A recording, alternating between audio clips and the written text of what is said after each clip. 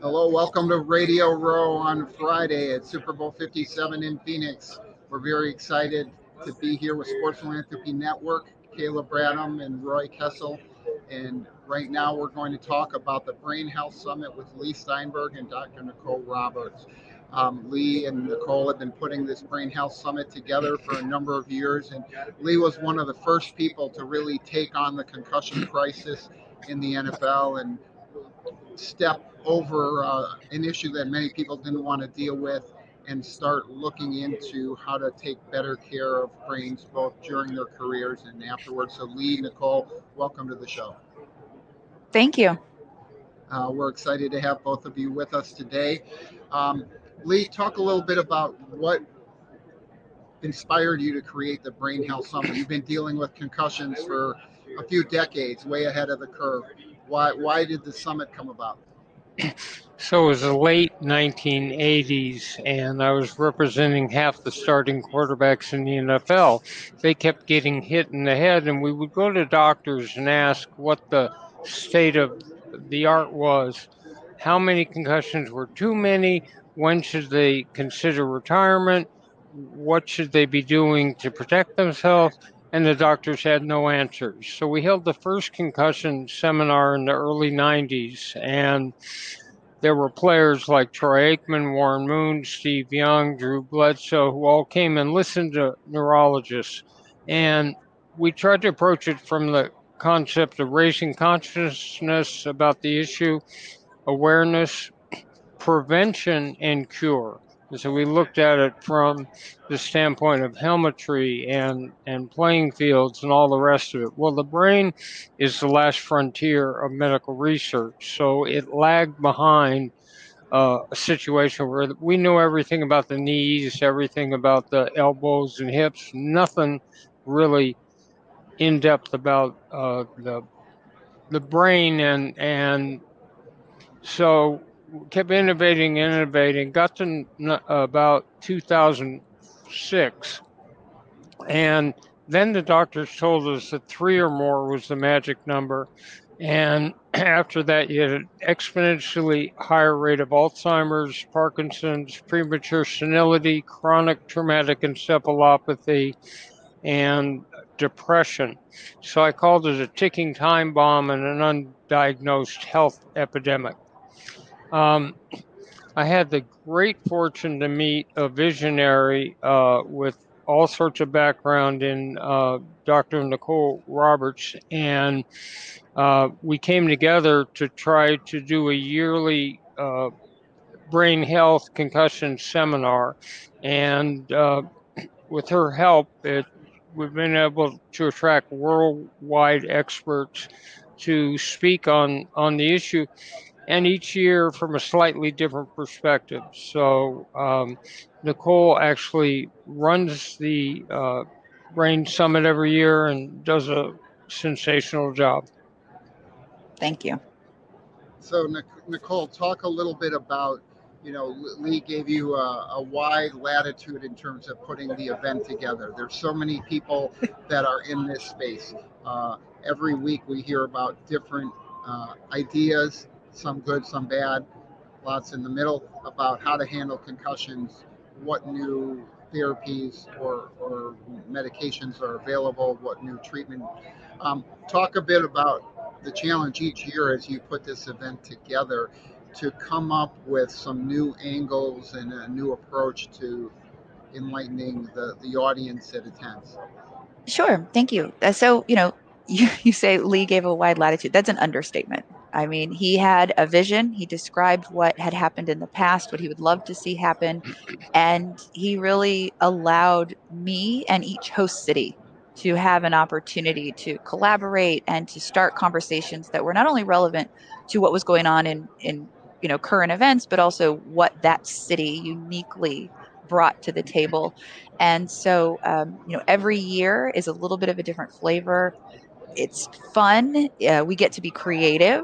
At the same time, as you said, we're in a space that's sometimes really difficult to get people to be open, honest, and to build trust, right? They hear something new. There's a new breakthrough every week. We're going to cure this, solve that. And, you find out later it's just more of the same. In fact, Bush declared, Lee mentioned the 90s, Bush declared the 90s the decade of the brain and committed that by the close of 99, we'd have everything brain related solved. And we've made very little progress in those 30 years.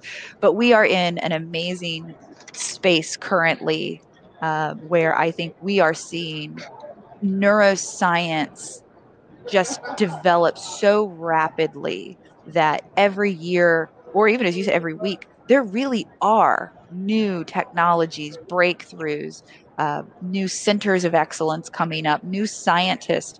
We have so many young neuroscientists, psychologists, mental health experts that are entering the field. And I also think this young generation is incredible because they talk about their health and their mental health in ways that my generation certainly hasn't, and I don't think anyone before has.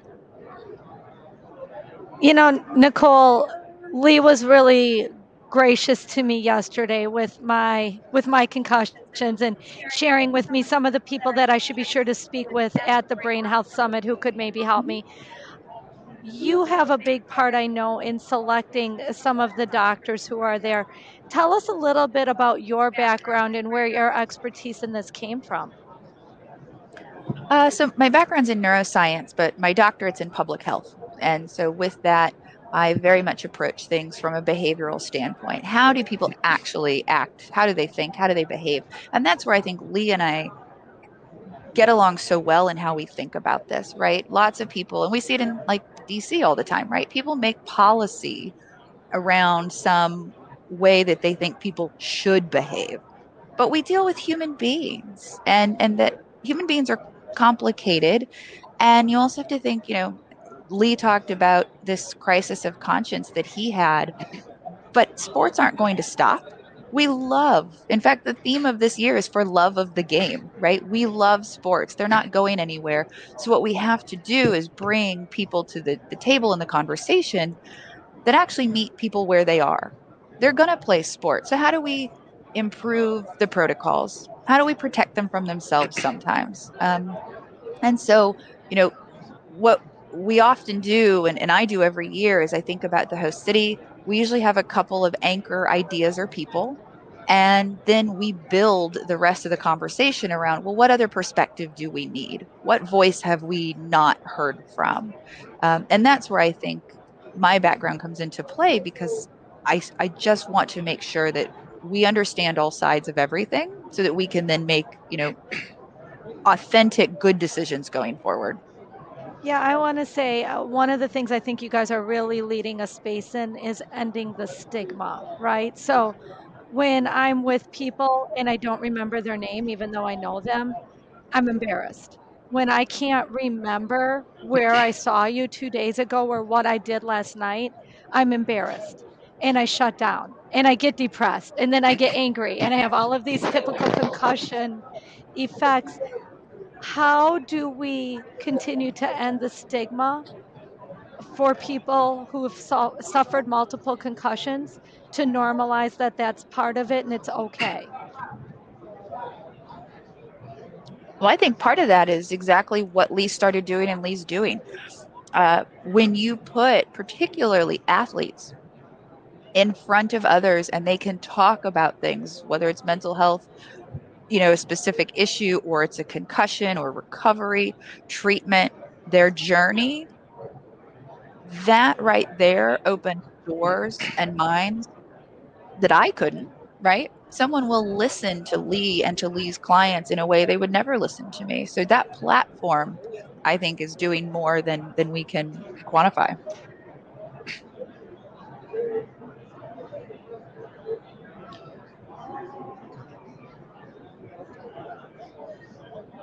I guess, Leah, I would ask you the same question. I know it's your platform, but how are you ending the stigma for athletes when it comes to concussions?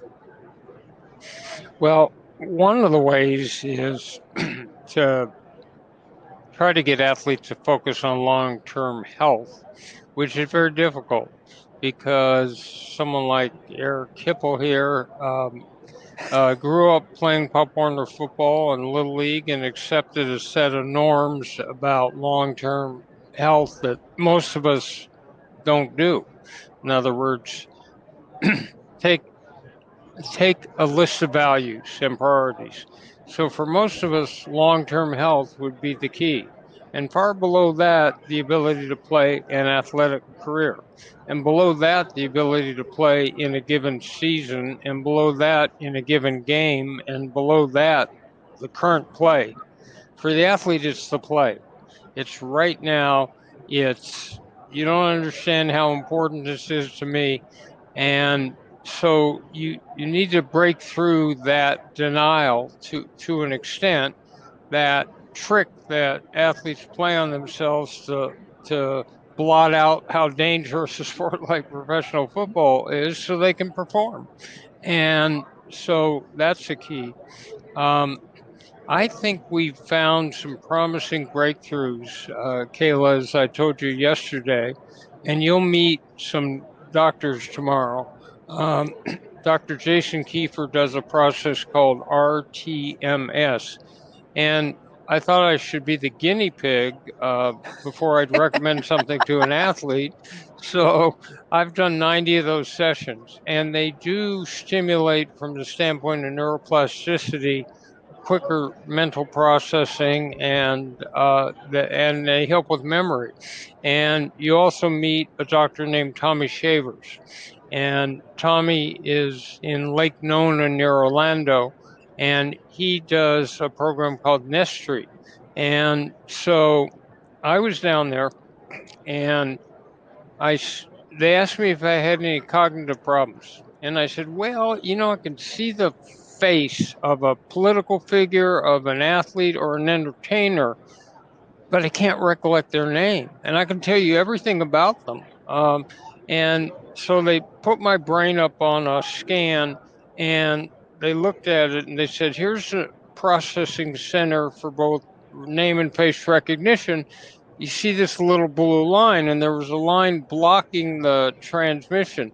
So we worked on it for 5 days. They put my brain back up. The little blue line was gone, and all of a sudden I was a savant. I could remember every name and face and recognize everyone. So help is on the way. Now, when we start to talk about this as a cure for concussion, you'll get pushback. But I believe the cure is here right now. Well, Lee and Nicole, want to thank you for coming on with us today. We're really excited for the Brain Health Summit. I know we learn a lot each year. The Brain Health Lounge was really impressive last year. Seeing all of the new technologies, or at least some of the new technologies that are out there. I think it's great that the summit has now been opened up to all of the people attending the event as well. I think that really creates a wider audience and more chatter for people to be able to do that and be part of it. So again, I want to thank you, Lee, Nicole, for taking the lead on such an important issue, and continuing to bring that to the forefront of consciousness, especially here Super Bowl week. Thank you for taking time out of your schedules. I know it's a crazy day here down in Radio Row, so we appreciate you joining us. And for those that don't know, Lee and Nicole and I all share the same birthday, different years, but same birthday. So the birthday triplets will get our Aries rule. Well, Roy, here's the one thing you don't know. If you come to the conference tomorrow that Nicole is hosting, you'll be a Mensa afterwards. Oh, I didn't know that's what I was doing. It's in the air. Thank you, everybody. Thank from you. Radio Row for Kayla Branham, I'm Roy Kessel, Sports Philanthropy Network. Thanks for joining us. Please remember to live generously.